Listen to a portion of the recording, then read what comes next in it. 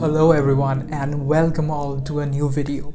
In this video, what I'm basically going to do is I'll go over the research paper by Appleton and collaborators, screenshot attached, who basically goes over this really interesting object called the Stephan's Quintet. I'm pretty sure by now you guys must have seen this beautiful image by the James Webb Space Telescope, which really describes Stephan's Quintet really well. So basically this particular region is a set of interacting galaxies. So Stephan's Quintet, so the word quintet basically means 5.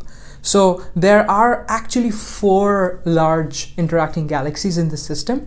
The 5th one, which is at the top left, is basically in the foreground and kind of really away from the major 4 interacting galaxies. So it's kind of a misnomer to call it a quintet, but actually, this particular system has 4 interacting galaxies. The reason why Appleton and collaborators are interested in this region is because in such complicated regions like this, you can really study how gas sort of flows from one system to the other and what are the complicated gas dynamics and temperature dynamics in the system. Not only that, by studying the gas dynamics and the kinematics of the gas, what you can also uncover is the energy of the system and how the energy sort of flows from one interacting galaxies to the others. And particularly the collaborators were interested in studying how sort of the low velocity shocks from the interacting galaxies were creating such bright luminosities. And in this video, I'll take a deep dive into this system. What Appleton and collaborators are doing here is basically picking up 3 important or interesting spots in the system and kind of doing a deep dive into them just to uncover what's going on in these 3 special regions. So as I have highlighted over here, as you can see, there are 3 fields: field 4, 5, and 6. So let's start with field 4, which is right up there. This is basically a really bright star forming region. As you can see, it's kind of bright with those young stars radiating away and sort of glowing. The dust is sort of glowing because remember, this picture is by James Webb and it looks at the near-infrared light which these young stars glow bright in. Next, you have field 5, which is sort of this bridge-like region which connects the shock front, and that particular region is sort of studied. And then we have field 6, which sort of represents the main filament, right? And the interesting part about this is this region was kind of covered by Spitzer, which sort of shows that the molecular hydrogen has kind of a really high temperature over there. So these are the 3 fields that they study. What I really liked about this paper is the depth in which the collaborators went in terms of using this really rich data set. So they actually combined data from several telescopes, both on space and on ground, like flagship telescopes. So as I said, James Webb is is an important component of the data. They also took data from the Hubble Space Telescope and on ground using the flagship ALMA telescope, which is in Chile, and also the CARMA telescope. So 4 telescopes were used to sort of study this region, and hence we get all this rich data sets. Another reason why you would want to use different telescopes is just that it gives you different perspectives. For example, the Hubble Space Telescope was used because Hubble is really good in studying optical and UV light. The James Webb, on the other hand, is really sensitive in studying the infrared light, right? Lastly, we have the 2 ground-based telescopes, ALMA and CARMA. ALMA is a interferometer, which I've explained in my previous videos. Is basically this really powerful telescopes, a bunch of telescopes doing interferometry and achieving excellent resolution. So we are basically studying the gas dynamics of the carbon-oxygen CO lines using ALMA. So overall, it's a very rich data set to uncover. Moving on, let's sort of look into field 6 first. So field 6, again, as I mentioned before, it lies in this north-south filament, which you can see here, kind of lies in the middle of it, and I've sort of highlighted field 6 for you. And let's sort of take a overview of field 6. So this is basically the view of field 6, but using the different filters of JWST and the Hubble Space Telescope. So as I mentioned in my previous videos, the reason why you would use different filters to study a particular region is different wavelengths of light in the universe corresponds to different phenomenon, and some wavelengths can act as a tracer as to what physics is going on in that particular system, which I'll come over eventually.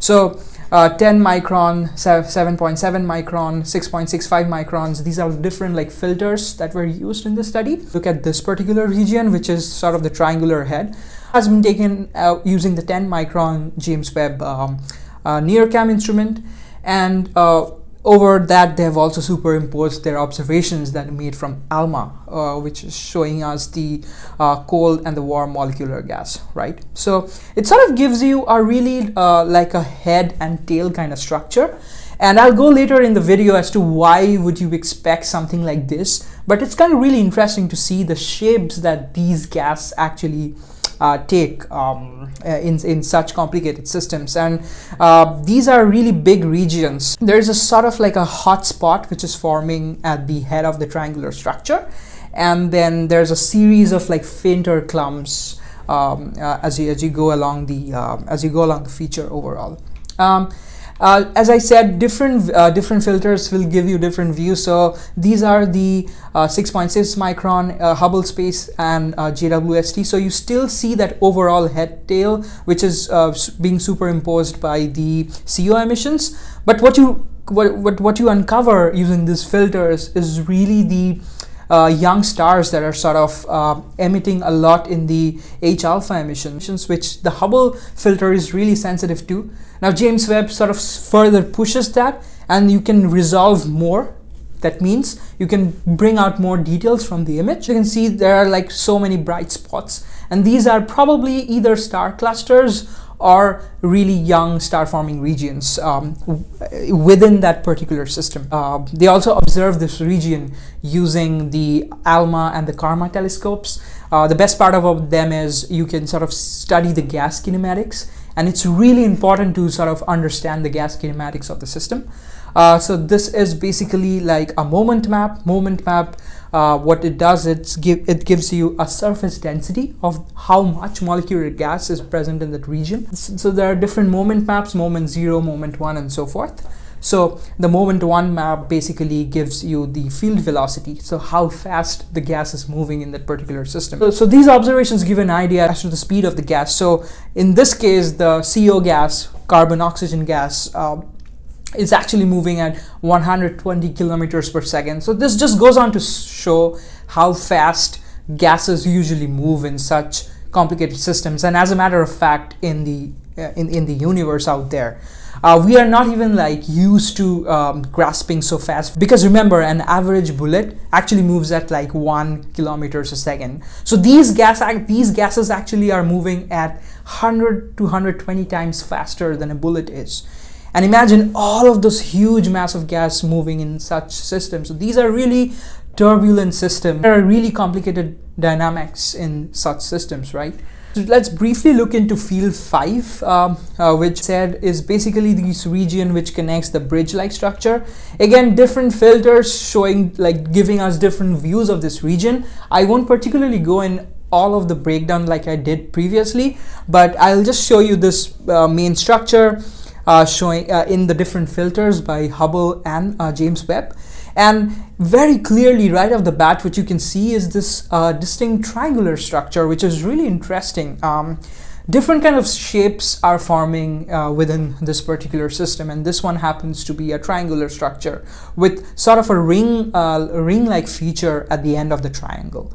So again, very interesting to see how James Webb sort of resolves these clumps much more than Hubble does, and these again are dominated by a lot of near-infrared starlight. If we go over the velocity maps of this region, which have been ALMA telescopes, and here the velocity profiles are much different.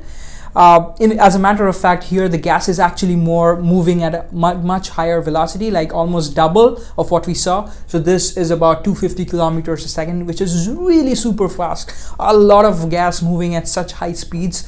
And the interesting part is the author sort of went ahead and divided this region into A, B, C and looked at them differently and found pretty interesting differences in the results. So there's a ring-like structure which has different velocity profiles. So overall, as you can see, this is a rich system. Again, this is an overview of region 4, field 4, which, as I said, is this really bright star-forming region. And not surprising again, JWST sort of resolves those young star clusters really well, as you can see, and overlaid is basically the CO gas emissions, which again, as I said, is from the ALMA data. And again, sort of this really interesting emissions going on because of the young stars that are forming. And remember, I have explained these in my previous videos as well, but young stars, they give out a lot of energy within their parent molecular clouds, and those sort of energy produces more turbulence in the form of feedback in those particular situations. And without going into further details, I'll just like close this video with this really interesting discussion. One of the really interesting discussions of this paper is the fact as to how do we get those head-tail-like structures that we saw in field 6. And the explanation behind them is basically you have this pre-shock filament. So you have a filament of molecular gas with some which is basically diffuse gas, but you also have these regions of slightly high density of H1 clouds. H1 is just neutral hydrogen. And on that, what happens is there is a galaxy which is interacting with this particular filament, and that galaxy will introduce some shocks into that system. So you have this filament of H1 gas and it's a bit diffuse, but you have this really high velocity shock. And by high velocity, I mean 600 to even 800 kilometers a second. So that's like 600 to 800 times faster than your average bullet. And such huge mass, huge shock sort of hits that particular region. So what will happen? Just by common sense, if you think about it, it will sort of heat up my filament really at really high temperatures, so much so that it will start glowing in X-rays. And remember, X-rays are really high energy and they are produced in some of the highest energy phenomenon in the universe, like in the jets of a black hole. So when such high velocity shock sort of hits you, it glows in X-rays. And what happens is there's basically a cloud shattering phenomenon which is going on, and this is creating this misty turbulent like flow. And it's kind of really interesting to see because these turbulent flow is basically thermally unstable turbulent gas, which means there is a significant temperature difference between the two. And what this allows you to do is this really efficient transfer of the kinetic energy, right, between the two systems. So this is how sort of energy is transferred in such complicated systems, which gives rise to such structures that I spoke of previously, like a structure with triangular head. All in all, Appleton and collaborators sort of does a really good job going over this particular system, especially giving us rich insights as to what goes on in such complicated interacting galaxies. Because remember, our Milky Way is on a head-on collision with the nearest Andromeda galaxy. So so astronomers are actively trying to study how galaxies interact with each other, and this paper does a great job. So that is it for this video. So if you really liked what you saw, please consider subscribing to this channel. That really gives me the motivation to make more meaningful contests for you guys. And again, all of those nerds out there who are really interested in getting into astronomy, I would highly suggest to go over this paper.